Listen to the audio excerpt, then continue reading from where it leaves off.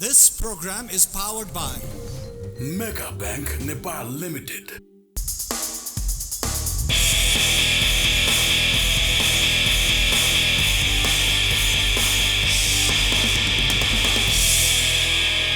दर्शकबिन नमस्ते। प्राइम संवादमा यहाँलाई स्वागत छ। म कृष्ण मल्ल। नेपालमा एकजना एउटा यस्तो डाक्टर हुनुहुन्छ जो देश विदेश जाँदा देशको माटो बोकेर जानुहुन्छ। सिमरिकको डब्बामा देशको माटो बोकेर उहाँ जानुहुन्छ र हरेक साँझ त्यो माटोलाई सिरानमा राखेर सुत्नुहुन्छ। यी डाक्टर आफ्नो क्षेत्रमा निकै सुप्रसिद्ध, देश विदेशमा निकै प्रख्यात र देशलाई माया गर्ने र देश परिवर्तनको निम्ति आफ्नो दृष्टिकोण र आफ्नो मेहनतसहित अहिले राजनीतिमा हाम फालिसक्नु भएको छ र ती डाक्टरलाई आज मैले हाम्रो कार्यक्रममा अतिथि बनाएको छु। देश किन बिग्रियो, देश कसरी बनाउने भन्ने उहाँको विचारलाई आज मैले यहाँहरूसम्म राख्ने प्रयास गरेको छु र उहाँ हुनुहुन्छ डाक्टर रामप्रसाद उप्रेती। डाक्टर साहब, स्वागत छ यहाँलाई। हजुर नमस्कार, धन्यवाद। म मास्क खोल्छु ल। अवश्य, हाम्रो अवश्य। डिस्टेन्स मेन्टेन छ। अवश्य, हामीले भ्याक्सिन पनि लगाइसकेका छौँ। हामी हेल्थ अलवेज फर्स्ट भन्छन्, हामी त्यसमा सजग छौँ र धन्यवाद।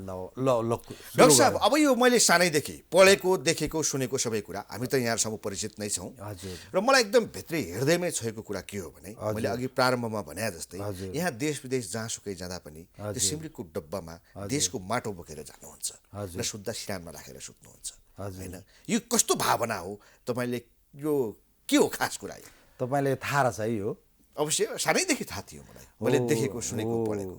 जबदेखि मैले आफ्नो जीवनकाल सुरु भएको थाहा पाएँ त्यो बेलादेखि म जन्मिएको ठाउँको माटो मसँग छ, अहिले पनि पर्समा छ र घरको सिरानीमा जहिले पनि हुन्छ। र म जहाँ पनि गएँ भने एक छटाक माटो सिरानीमा राखेर मात्रै सुत्छु, किनभने त्यो माटोमा सुगन्ध छ मातृभूमिको। आत्मसन्तुष्टिका लागि हो। आत्मसन्तुष्टि पनि हो र त्यो माटोमा मैले जे खोज्यो त्यही पाइन्छ। मलाई अलिकति आमाको माया चाहियो भने त्यही माटोमा पाउँछु, अलिकति मलाई साहस चाहियो भने त्यही माटोमा छ, के गरौँ भन्ने त्यसैमा छ। त्यो अर्थपूर्ण छ त्यो माटो। यो माटो, त्यो एक छटाक माटो जसका लागि म मेरो जीवन पनि समर्पण गर्न सक्छु भनेपछि त्यो विशेष छ। यो आत्मसन्तुष्टिका लागि मात्र हो अथवा यस मार्फत यहाँले अरू कसैलाई केही सन्देश पनि दिन खोज्नुभयो? किनभने अहिले देशको माटोमा प्रश्न उठेको छ। हजुर कृष्ण, देशभक्तिमा प्रश्न उठेको छ। कृष्णजी, देशको माटोमा हजुर अतिक्रमण बढेको छ। हजुर हो, सिग्नल पनि हो। एक छटाक माटोसम्म सिरानीमा राखेर कोही सुत्छ भने त्यो एक छटाक माटोको लागि जीवन समर्पण गर्न पनि सक्छ भने, धेरै अत्याचार भयो भने त्यसले जे पनि गर्न सक्छ भन्ने सन्देश पनि हो। त्यसरी सन्देशको लागि चाहिँ राखेका थिइनँ, तर कालान्तरमा गएर अब त सन्देशै भयो। अब यो झन् अर्थपूर्ण रूपमा आयो, सन्देशका रूपमा पनि आयो, किनभने तपाईँ राष्ट्रिय राजनीतिमा हाम फालिसक्नुभयो। यो एकीकृत शक्ति नेपाल भन्ने नयाँ पार्टी गठन भएको छ, यसको यहाँ वरिष्ठ उपाध्यक्ष हुनुहुन्छ। अब आफ्नो क्षेत्रमा एकदम रिनाउन्ड पर्सनालिटी, रिनाउन्ड डाक्टर, देश विदेशमा सुप्रसिद्ध, यो राजनीतिमा चाहिँ किन आउनुभयो तपाईँ? कृष्णजी, म खासमा राजनीतिक व्यक्ति नै थिएँ जब मैले जीवनका करिब 45-50 वर्ष जति चाहिँ निष्ठापूर्वक इमान्दारिताका साथ म कतै लागेका थिएँ। पछि गएर जब मैले सबैको सक्कली रूप देखेँ, त्यसपछि मैले राजनीतिबाट विश्राम लिएर म एकाडेमिसियन मात्रै भएको थिएँ। तर पछिल्ला दिनहरूमा जब मुलुक साँच्चीकै गम्भीर सङ्कटमा गयो, तब होइन फेरि उठ्नु पर्दो रहेछ भनेर हामी उठेको हो। र अहिले मुलुक मात्रै जागेका छैन, बाहिर रहेका 70 लाख नेपाली दाजुभाइ पनि जागेका छन्। लाग्न जरुरी रहेछ। यो मुलुक सङ्कटमा पर्नुभयो। मुलुक सङ्कट त पर्यो नि त। 7 सालदेखि 78 सालसम्मको हामी कुरा गरौँ न। 7 सालदेखि 78 सालसम्मको गोल्डन पिरियड कुन थियो भनेर मलाई कसैले अहिले सोध्यो भने म सिधै 17 सालदेखि लिएर 28 साल राजा महेन्द्रको पिरियड मात्रै सम्झिन्छु। एउटा राजा उनको गुण त नेपाललाई कति रहेछ त्यो तिरेरै सक्दैनौँ हामीले। त्यो पिरियड त्यस्तै पिरियड खोज्या हो हामीले त्यो 10 वर्षमा यति धेरै कुरा गर्न सकिँदो रहेछ चाहँदाखेरि त्यो खोजेको। यहाँले चाहिँ महेन्द्रको काललाई चाहिँ गोल्डन पिरियडका रूपमा व्याख्या गर्नुभयो। गरेँ। मेरो दिमागमा के नाचिरहेछ भने यहाँको मैले एउटा डकुमेन्ट्स प्राप्त गरेको छु। हजुर यो डकुमेन्टमा प्रेरक व्यक्तित्व भनेर बीपी कोइरालाको नाम पनि छ। हजुर यहाँका प्रेरक व्यक्तित्व जो बीपी कोइराला हुनुहुन्छ, उहाँलाई त महेन्द्रले जेल हाल्नु भएको हजुर। र ती महेन्द्रलाई प्रेरक व्यक्तित्वका रूपमा तपाईँको डकुमेन्टमा ठाउँ छैन। अब हो यो चाहिँ तपाईँले बहुत राम्रो क्वेसन सोध्नुभयो। कुनै कुनै कुराहरू चाहिँ लेख्ने कि नलेख्ने भनेर हाम्रो सल्लाह भएको हो। राजा महेन्द्रकै नाम किटानी भएर नै लेख्नु पर्थ्यो भन्ने हाम्रो छलफल नभएको होइन। त्यसलाई हामीहरूले चाहिँ हो तपाईँले ठिक भन्नुभयो। मैले बिपीलाई किन माने पछिल्ला दिनमा राजनीतिक आस्था मिलोस् कि नमिलोस् भन्दा उहाँले मुलुकलाई साँच्चैकै माया गरेका थियो, त्यस अर्थमा लिएको। र त्यहाँ तपाईँले गहिरेर हेर्नुभयो भने राजा महेन्द्र रिफ्लेक्ट भइसक्नु भएको छ। होइन, कुरो के भयो भने यहाँले एउटा आदर्श व्यक्तित्व, त्यो एउटा गोल्डन पिरियड भनेर राजा महेन्द्रलाई जसरी भन्नुभयो, उहाँले त बीपी कोइरालालाई जेल हाल्नु भएको। बीपी कोइरालालाई तपाईँहरूले प्रेरक व्यक्तित्व मानिसकेपछि तपाईँहरूको आदर्श व्यक्तित्व महेन्द्र र बीपी सँगै कसरी हुन्छ? त्यस्तो हुन सम्भव छ। हामीले कृष्णप्रसाद भट्टराईलाई पनि मान्यौँ, मनमोहन अधिकारीलाई पनि मान्यौँ, मदन भण्डारीलाई पनि मान्यौँ। केही व्यक्तिहरू जो सिरियसली राष्ट्रका लागि मात्रै जन्मेका रहेछन्, जसले बेइमानी गरेनन्। त्यसकारण उहाँहरूलाई पनि हामीले एउटा प्रेरणा लिन सकिन्छ भन्ने हिसाबमा राखेको हो। गणेश मानजी भन्नुहोस्, बीपी कोइराला भन्नुहोस्, कृष्णप्रसाद भट्टराई भन्नुहोस्, मनमोहन अधिकारी भन्नुहोस्, मदन भण्डारी भन्नुहोस्, हामी उहाँहरूलाई प्रेरणाको रूपमा लिन्छौँ। किनभने राष्ट्रलाई घात उहाँहरूले गर्नु भएन, बरु राष्ट्रका लागि फाँसी चढ्न तयार छु झुन्ड्याउँछन् भन्ने कुरा थाहा हुँदा हुँदै पनि कोही आए, प्रेरणा त मिलिहाल्यो नि। 7 सालदेखि 78 सालसम्मको सन्दर्भ कोट्याउँदा त्यो सन्दर्भ त यहाँले प्रश्न पार्नु। हजुर। राजा वीरेन्द्र र राजा ज्ञानेन्द्रको कार्यकालका बारेमा के भन्नु? हो, राजा वीरेन्द्रले शान्ति क्षेत्रको प्रस्ताव ल्याएर 120 राष्ट्रभन्दा बेसीले नेपाललाई चाहिँ शान्ति क्षेत्र होस् भनेर ल्याएको।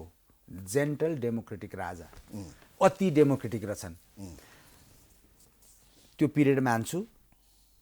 पछि खेलबाट राज संस्था मासियो र त्यही भाइलाई चाहिँ दोष लगाइयो, दोष थुपारियो र नेपालीमा कल जगाइयो। राजा ज्ञानेन्द्रलाई अन्याय परेको छ, यो कुरा हाम्रो विश्लेषण हो। अब उहाँसँगको भेटमा हामी त राज संस्था भए हुन्थ्यो नेपालमा मियोको रूपमा। डेमोक्रेटिक एक्सर्साइज हामी गर्छौँ, कार्यकारी प्रधानमन्त्री हामी बनाउँछौँ, राज संस्था चाहिँ चाहिँदो रहेछ भन्ने हाम्रो अहिलेको मान्यता हो। भनेपछि तपाईँहरू राज संस्था पक्षधर हुनुभयो। तर कमल थापा होइन। फेरि हामीलाई डरै के छ भने राजाको कुरा उठाउने बित्तिकै अर्को कमल थापा भन्देलान् भन्ने लेभल लाग्ला भन्ने डरले पनि हामीले यहाँ कति कुराहरू स्किप गरेका छौँ। कमल थापा राज संस्थाको पक्षमा हुनुहुन्छ त उहाँप्रति यत्रो वितृष्णा, आक्रोश, असन्तुष्टि, निराशा चाहिँ किन? होइन, व्यक्तिगत रूपमा त उहाँ अब जेन्टल हो, मेरो अब राम्रै, म चिन्छु उहाँलाई, व्यक्तिगत रूपमा केही नभनौँ। तर उहाँको प्रवृत्ति चाहिँ गलत भयो। उहाँले धर्मनिरपेक्षता अर्काले लादिएको, यो संविधान अर्काले बनाएको, नेपालीले बनाएको होइन। यो कुरा त प्राइम टिभीको प्राइम संवादमा छु अहिले म कृष्णजी, विश्वले हेर्छन्। यो संविधान हामीले लेखेको होइन। धर्मनिरपेक्षता हाम्रो कहिल्यै पनि माग थिएन। संहिताका कुरा पनि आउँछन् यहाँ। यो सङ्घीय यो जुन यो प्रदेशको जुन संरचना छ त्यो पाल्न सक्दैन। यो प्रदेश सरदेशका सरकारहरू यो प्रदेशको संरचना ध्वस्त पारिदिएर स्थानीय व्यक्तिलाई केन्द्र र तल स्थानमा पावर देऊ, मुलुक डेभलप गर, यो सेतो हात्ती नपाल भन्ने मान्यता हो। गणतन्त्र किन चाहियो? के 800 महाराजा पाल्ने? त्यस अर्थमा हामी क्लियर छौँ। र हामी कमल थापा किन होइनौँ भने उनले निरपेक्षता लेखिएको, सङ्घीयता लेखिएको, गणतन्त्र लेखिएको संविधान विश्वको सबभन्दा राम्रो संविधान हो भनेर उनले जब वकालत गरे, त्यो गाईमा छाप हान्ने मान्छे दुरु रोको देखेँ मैले। कस्तो गद्दार रहेछ यो भनेर पब्लिकले भनेका छन्। तर आज उनी त सिङ्गल छैनन्, पशुपति र लोहनी पनि सँगै छन्। होइन, अब त्यसकारण उहाँहरूले आफ्नो काम गरे भइगयो। मुलुकलाई माया गर्न त हामीले पनि पाउँछौँ होला, राज संस्थाको कुरा हामीले पनि उठाउन पाउँछौँ होला, त्यो अधिकार हामीसँग पनि होला। तपाईँले खुलेर राज संस्थाको पक्षमा कुरा गरिहाल्नुभयो, तर तपाईँको डकुमेन्ट बोलेन है। त्यसमा राज संस्थाको विषयमा यो डकुमेन्ट बोलेको छैन। हिन्दू राष्ट्रका विषयमा चाहिँ स्पष्ट यहाँ देखियो एउटा बुदा। राज संस्थाको बारेमा तपाईँको डकुमेन्ट मौन छ। डकुमेन्टमा एउटा बोलीमा अर्कै। यो अलिकति त्यो भाषा तपाईँले अलिक गहिरिएर हेर्नुभयो भने चाहिँ बोलेको छ, अथवा तपाईँ क्लियरली सुन्न चाहनुहुन्छ। होइन, खुलेर आउनु पर्यो। म वरिष्ठ उपाध्यक्ष हो, होइन भनेपछि अथेन्टिक कुरा भयो नि त। नेपालमा संवैधानिक राजा चाहिन्छ, त्यो माहौल बनिसक्यो। दीपावली सहित राजालाई सिंहासनमा राख्छौँ हामीहरू। कहिले कसरी राख्नुहुन्छ भनेपछि हो, त्यो कुरा पनि समयले तय गर्छ। किनभने हामी कमल थापा होइन, हामीले राजालाई भेटेको पनि छैन, भेट्नु पर्ला भन्ने पनि लाग्दैन। मुलुकको आवश्यकता हो। म बस्दिनँ भन्नुभयो भने कुरा अर्कै हो, तर मुलुक जोड्ने राष्ट्र निर्माता पृथ्वीनारायण शाहको वंशले राष्ट्रलाई धोका दिँदैन। तपाईँले खुलेर भन्नुभयो हो, हामी राज संस्था पनि चाहन्छौँ, धर्मनिरपेक्षता हटाउन चाहन्छौँ, प्रादेशिक संरचना हटाएर लोकल स्थानीयलाई दिन पनि चाहन्छौँ, र हामी हाम्रो मुलुकप्रति गौरव गर्न चाहन्छौँ। नेपाल वैदिक सनातन हिन्दू राष्ट्र हो, जसले यस मुलुकका सबै धर्महरूलाई समान व्यवहार गरोस् र विश्व चाहँदैमा त पुरा हुँदैन। राजनीतिक प्रक्रियाहरू छन् होइन। अब तपाईँ कसरी गर्नुहुन्छ त? चाहना त थुप्रैका छन्। कृष्णजी, हामीहरूले चाहिँ एउटा मोर्चा बनाएर मोर्चाबाट सबैलाई जोडेर लैजाउँ भन्ने र पनि सोच्यौँ, होइन। तर अहिले पछि फिडब्याक के आयो भने पब्लिकबाटै फिडब्याक आएको कुरा त मान्नु पर्यो। जबसम्म तपाईँ सत्तामा पुग्नुहुन्न, जबसम्म तपाईँ आफैले लिड गर्नुहुन्न, अर्काले बनाइदिँदैन भने हुनाले हामी पार्टी नै गठन गरेर चुनावमै लडेर हस्तक्षेप गर्ने हो कि भन्ने लाइनमा पनि छौँ, र तपाईँलाई छिट्टै थाहा हुन्छ। भनेपछि यही सरकार, यिनै गणतन्त्रवादीहरू, यिनै राजनीतिक दलले गर्ने चुनावमा तपाईँहरू भाग लिनुहुन्छ। अब यो धेरै स्ट्राटेजिक कुराहरू मैले अहिले सार्वजनिक नगरौँ। चुनाव त आइसक्यो नि सर, भन्नुपर्ने बेला भइसक्यो, चुनाव आइसक्यो। ल, त्यसो भएदेखि प्राइम सम्वाद हेरिराख्नुभएका स्वदेशमा रहेका सबै दाजुभाइ दिदीबहिनी र विदेशमा रहनुभएका सबै दाजुभाइ दिदीबहिनीहरूसँग विनम्रतापूर्वक के अनुरोध गर्छौँ भने, यी दलहरूले मुलुक बर्बाद पारे, उनीहरू अरूको इसारामा मात्रै चल्ने गोटी रहेछन्, यीबाट बचौँ, विकल्प खोजौँ, यति भन्छु। अहिले विकल्पमा जो आउँछ सिन्सियरली आउनु पर्यो। अहिले त हामी तुरुन्तै निकालिदिन्छौँ। हरेक व्यक्तिको रेकर्ड राखेर बसेका छौँ हामीहरू। यसले कहिले कहाँ भ्रष्टाचार गर्यो, कहिले कहाँ मुलुकमा घात गर्यो, सबैको रेकर्ड राखेर बसेका छौँ। त्यो लेभलमा छौँ अहिले। यति कुरा बुझ्दा भयो, र विकल्प खोजौँ, र सधैँभरि त्यो एक छापे नबनौँ। विकल्पका रूपमा तपाईँहरू जनतामा जान्छौँ, डेफिनेटली जान्छौँ। यिनीहरूले गरेको चुनाव नै किन नहोस्, तपाईँहरूका हजारौँ चाहिँ रिजर्भेसनहरू किन नहुन्, संविधानप्रति तपाईँहरूका विमति नै किन नहुन्, तैपनि तपाईँहरू चुनाव। यो संविधान नेपालीले लेखेको होइन र यसलाई सधैँभरि मान्नै पर्छ भन्छन् भने अटोक्रेटिक भए।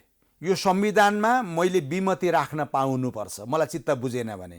किनभने अर्काले लिएको घातक संविधान छ, यसलाई जति सक्दो छिटो विस्थापन गरेर हामी हाम्रो संविधान लेख्दैछौँ।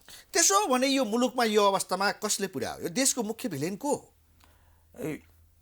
300 छन् जम्मा, करिब मैले काउन्ट गर्दाखेरि करिब 300 जना भिलेन छन् क्या। उनीहरूलाई चाहिँ सबै पार्टीका गरेर जोड्दाखेरि उनीहरूलाई कानुन पनि लाग्दैन। जति भ्रष्टाचार गर हिरो भएर हिँड्नुहुन्छ, उहाँहरूलाई कानुन लाग्दैन। उहाँले आफ्नो नातागोता समानुपातिक भन्नुहुन्छ, के भन्नुहुन्छ, संरक्षण भन्नुहुन्छ, श्रीमती भाइ सालो यस्तो ट्याक्राक्क ल्याएर राख्ने, उहाँहरूको संरक्षण र समानुपातिक चाहिँ त्यतापट्टि रहेछ। भनेपछि यो 200-300 जना मान्छेको अपराधीहरू नै भन्दा पनि हुन्छ होला। हुन त अब अहिले कानुनले के भन्छ थाहा छैन, अब सर्वोच्चको ताल बुझिहाल्नु भयो। अहिले त अब यहाँ के हुँदैछ आजदेखि एम्बुस नम्बर चाहिँ हाल्नै पर्छ, नभए थुन्छौँ भन्दैछन् सरकारले। त्यो चाहिएको नेपाली नम्बर हटाएर नेपाली नम्बर, म त के भन्छु भने सबै कुरा नेपालीपन झल्कियोस् न विश्वमा, म त त्यो मान्यता राख्ने हो। यिनीहरूको अवज्ञा गरिदिउँ भने के गर्छन्, म ल राख्दिनँ अरे, मेरो गाडी सिज गरेर लैजाऊ, ट्राफिक प्रहरीको चिफलाई म यहीँबाट आज भनिदिन्छु, तपाईँले त्यो एम्बुस नम्बर नराखेको गाडी पक्रिने दृष्टता नगर्नु। त्यो अर्काको डिजाइनबाट मुलुक सक्ने खेल अन्तर्गतको एउटा उदाहरण हो त्यो। साइन्टिफिक तरिकाले गाडीका नम्बर राख्नु न। नेपालमा त्यो छैनन्, आइटीका मान्छे छैनन्, उनीहरूले सक्दैनन्, त्यो राखौँ न। हिजो चलेकै थियो नि, हिजो चलेकै थियो त, के बिग्रेको थियो भन्दाखेरि बिस्तारै इम्पोज गर्दै लाने। कहिले एम्बुसको नाममा, कहिले एमसिसीको नाममा, कहिले यसको नाममा, कहिले त्यसको नाममा, कहिले यो कहिले त्यो। गोटी नेपाल होइन, नेपालले लिड गरेको थियो, नेपालले भोलि पनि लिड गर्छ। यहाँले 300 जना भिलेनहरू भन्नुभयो, सबैको चर्चा त अब यहाँ साध्य हुँदैन। तपाईँहरूको पार्टीले सार्वजनिक गर्ने दस्तावेजहरूमा ती चिजहरू हामी विस्तृत रूपमा थाहा पाउँला। हजुर। तर तत्कालका लागि जो लिडरसिप हुन्छ नि, मुख्य एउटा भिलेन हुन्छ नि, प्रेरक व्यक्तित्व 4-5 जनाको नाम यहाँ छ, बीपी कोर्ला, कृष्ण भट्टराई, मदन भण्डारी, गणेशमान सिंह। यसमा पनि मेरा प्रश्नहरू त होलान्, तर देश बिगार्ने मुख्य भिलेन चाहिँ को, त्यसलाई चिन्नु पर्यो। अहिलेका जुन दलहरू छन् नि, ती दलका हेडलाई नै राख्दा भयो अरे तपाईँले सजिलो बुझ्नका लागि। तपाईँले थोरै मान्छेको नाम खोज्नुभयो भने, किनभने नि यहाँ कुरा कस्तो चाहिँ परेको छ तपाईँलाई अब सोधिहाल्नु भनिदिउँ। जब केपी ओली प्रधानमन्त्री थिए नि, त्यो एमसिसी ल्याइहाल न, एमसिसी ल्याइहाल, पास गरिहालौँ भन्थे। उनकै पार्टीका पनि मुख्य सल्लाहकारहरूले एमसिसी त के होइन, ठिक छ ठोकिदिउँ, पास गरिदिइहालौँ भन्थे नि। अब समाउ पास भएन, एमसिसी पास गराउन र यस्ता एम्बुस नम्बरहरू राख्ने लगायतका विदेशी सबै एजेन्डाहरू घुसाउनका लागि अहिलेको सरकार बन्यो होइन। अब यसलाई पनि घाँडो भयो अब, किनभने त्यो गरेका भोलिपल्ट नै वार कि पार हुन्छ, नेपाल कि रहन्छ कि रहँदैन, सिद्धियो कुरा। एमसिसी पास गरेको भोलिपल्ट, त्यसको भोलिपल्ट सिद्धियो, ऊ मात्रै सिद्धिँदैन, यो मुलुक जसले जोड्या हुन्, राष्ट्रियताको भावना जसमा छ, कुरो क्लियर छ। कसरी सकिन्छ डाक्टर साहब? हामीले केही हाम्रा छिमेकीहरूको मित्र राष्ट्रहरूको सहयोग लिनै नहुने? होइन, हामी त पञ्चशील असंलग्न परराष्ट्र नीति भन्छ नि हाम्रो त। हामी त हामी दुवै छिमेकीहरूलाई सम्मान गर्छौँ, मिलेर बस्न चाहन्छौँ। हामी युरोप अमेरिका सबैलाई मान्छौँ होइन। जसले जति सहयोग दिए पनि हामी धन्यवाद भन्छौँ र त्यसको सदुपयोग होस् भन्ने पनि चाहन्छौँ। सहयोग दिन खोजेकोमा धन्यवाद दिन चाहन्छौँ। हामीले खालि क्लजहरू चाहिँ नराख्नु भन्ने मात्रै हाम्रो कुरा हो। त्यसकारण त्यो डाइलग हामी ल्याउँछौँ फेरि। खैर अब एमसिसीको कुरा त सकियो नेपालमा, अब त्यो फिर्ता गयो भन्दा पनि भयो, त्यो सिद्धियो, त्यो च्याप्टर चाहिँ क्लोज भयो। तर अरू च्याप्टर कसरी जान्छ? एमसिसी त पास हुँदैछ डाक्टर साहब, डोनाल्ड लु नेपालमा छन् अहिले, होइन अब त्यो पास भ्रमणमा छन्, होइन, प्रमुख राजनीतिक दलहरू सकारात्मक छन्। यहाँले चाहिँ कसरी त्यो चाहिँ फिर्ता हुन्छ? राजनीतिक दलको तपाईँ भर नपर्नु। नेपाली जनताले धेरै धोका खाएका छन्, अमेरिकाले पनि धोका खान्छ। यिनीहरूको टुङ्गो छ, बोलीको टुङ्गो छ। अहिले एउटा भन्छन्, एकैछिनपछि अर्को भन्छन्, एकैछिनपछि अर्को भन्छन्। उनीहरूका कार्यकर्ताले नै उनीहरूको धन्नेसो फुस्काइदिन्छन्। यदि फुस्काउँदैनन् भने तिनीहरू पनि मुलुक द्रोही हुन्। मुलुकलाई माया कसैले गर्दैन भने मेरो नजरमा र हाम्रो नजरमा त्यो मान्छे नै होइन। अमेरिकाले बाँकी राख्छ डाक्टर साहब। त्यसपछि एमसिसी जस्तो अमेरिकाको प्रतिष्ठासँग पनि जोडिएको छ, चीनसँगको रणनीतिमा पनि जोडिएको छ। यदि हामीले त्यसलाई फिर्ता गर्ने, त्यसो गरौँ न त, हामीलाई सहयोग फिर्ता गर्ने, अनुदान फिर्ता गर्ने, विभिन्न ठाउँबाट नाकाबन्दी गर्ने, त्यो अवस्था हुन्छ कि होइन? उत्तर कोरिया बनाइदिन्छ उसले हामीलाई। होइन, हामी उत्तर कोरियासँग त अमेरिका पनि डराउँछ, थाहा छ कि छैन तपाईँलाई? डोनाल्ड ट्रम्पले गएर हातै मिलाएर देखिया छ। मुलुकको सोभर्निटीको जब कुरा आउँछ नि, हामी त नाकाबन्दी खेपेरै 2 खेप राम्रो खालको नाकाबन्दी खेपेरै आएका हौँ। हामी चाहन्छौँ सदा सर्वदा लगाइदिए पनि हुन्छ, मरिन्छ भने मरियोस्, तर स्वावलम्बी हुन सकिन्छ। नाकाबन्दीले छुँदैन। अर्को कुरो, यो भूगोल कस्तो छ भने यहाँ चलाउने बित्तिकै उत्तर र दक्षिण दुवै त्यो भाइब्रेट भइहाल्छ। विश्व शान्तिको कुरा छ यहाँ। हामीलाई त्यति पैसाको कुरा होइन नि यो। पैसाको त अरू स्रोतहरू छन्। पैसाका नाममा गर्न खोजिएको कुरा पो आपत्ति भयो त। त्यसो हुँदाखेरि त्यो दिने राष्ट्रलाई पनि राम्रो छैन क्या। धेरै खर्च हुन्छ उहाँको। अब उसले पैसाको नाममा अर्को कुनै थोक गर्न यदि चाहेको छ भने त्यसका लागि अमेरिका जस्तो राष्ट्रलाई एमसीसी नै चाहिन्छ र? उसले त अन्य कुनै बहानामा उसका एजेन्टहरू कच्छन् विगतदेखिकै देखेकै छौँ। संसारमा कुन राष्ट्रमा कसरी प्रभावित गरेको छ होइन कि तिमी मसँग छौ, होइन भने तिमी आतङ्कवादी हो भन्ने उसको नारा छ। त्यस्तो राष्ट्रलाई हामीले एमसीसी फिर्ता गर्दैमा उसका अभियानहरू रोक्न सक्छौँ। त्यसकारण बरु त्यसरी गर,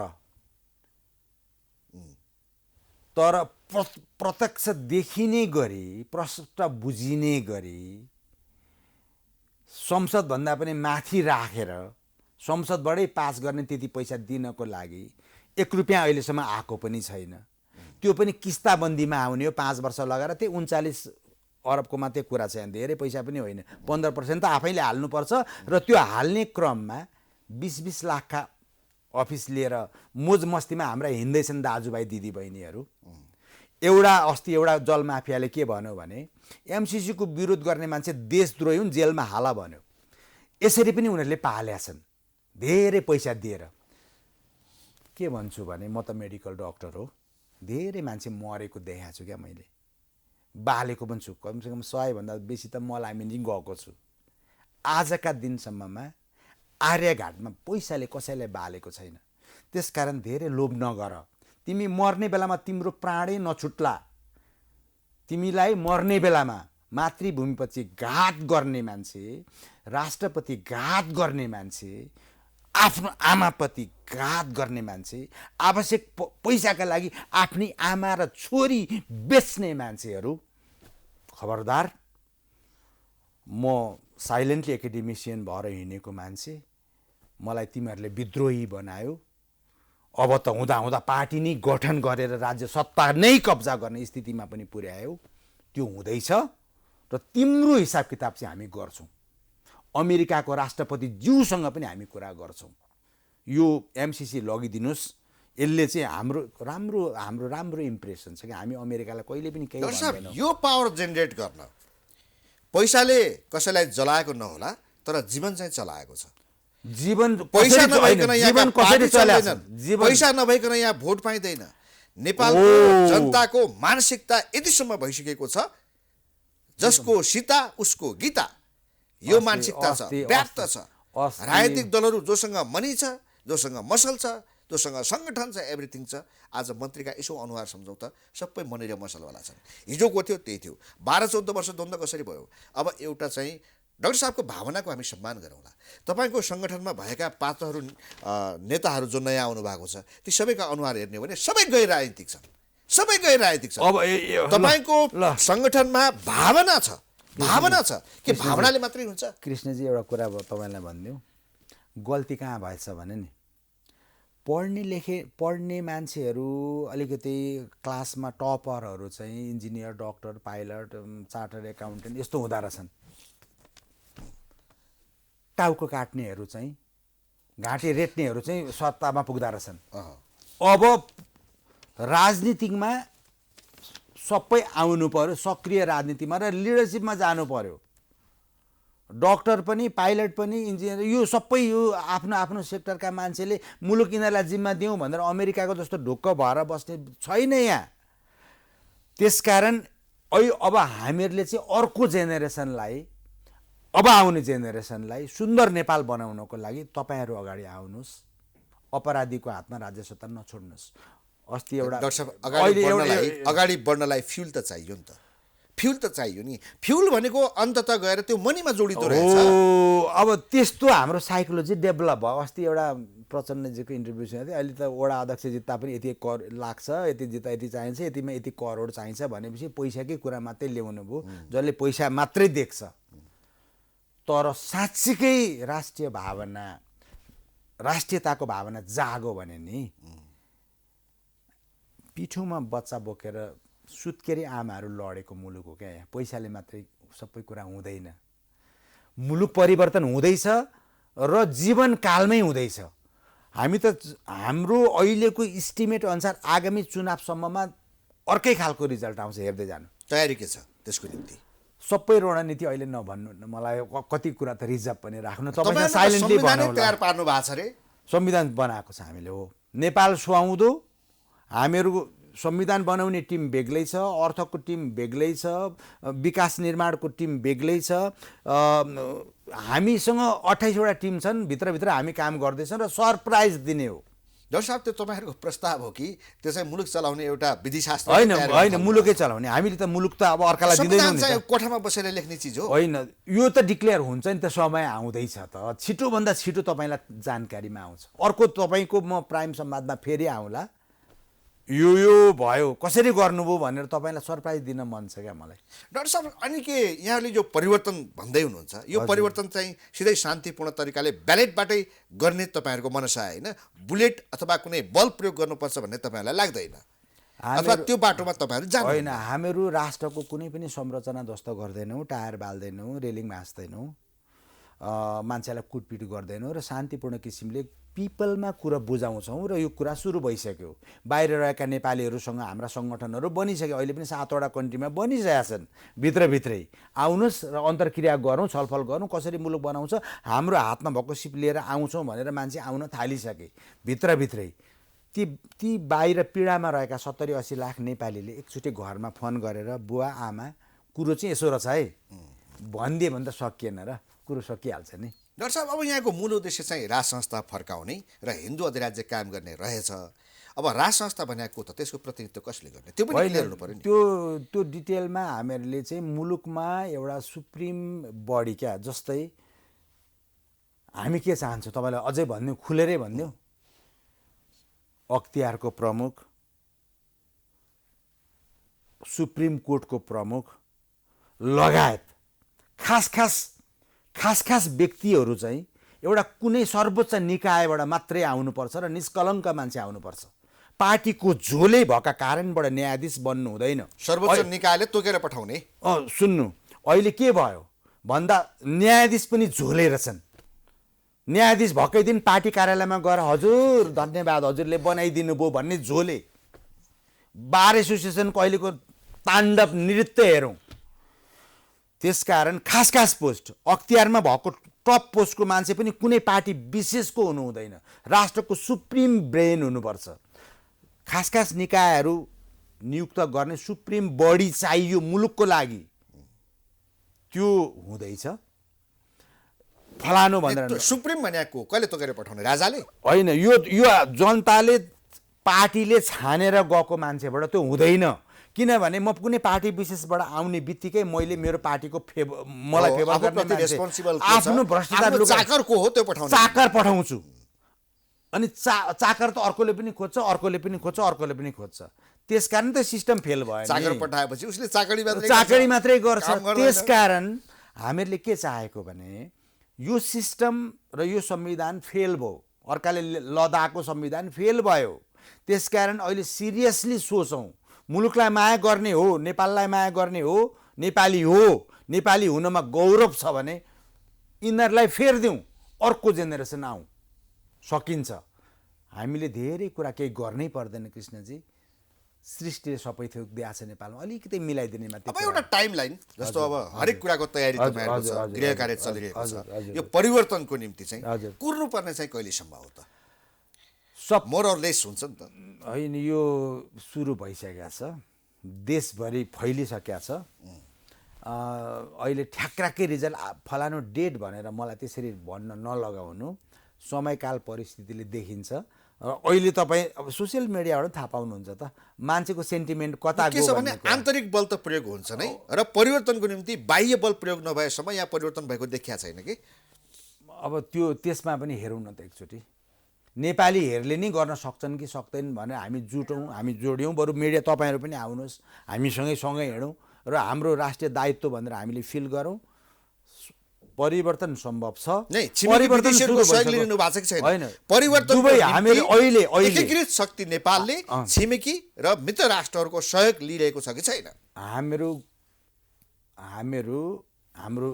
निकटको राष्ट्र दुबई लगायत इभन अमेरिका सँग पनि हामी सम्पर्कमा चाहिँ छौँ। हामीले कुनै आर्थिक सहयोग लिएको छैन, हाम्रा कुराहरू पुर्याएका छौँ र उहाँहरू पोजिटिभ हुनुहुन्छ हामीप्रति, जस प्रभाव पार्दै हुनुहुन्छ। प्रभाव परिसक्यो र कन्ट्याक्टमै छौँ हामीहरू। भनिदिएँ मैले तपाईँलाई, अरू पनि कन्ट्याक्टमा छौँ हामीहरू साँच्चीकै।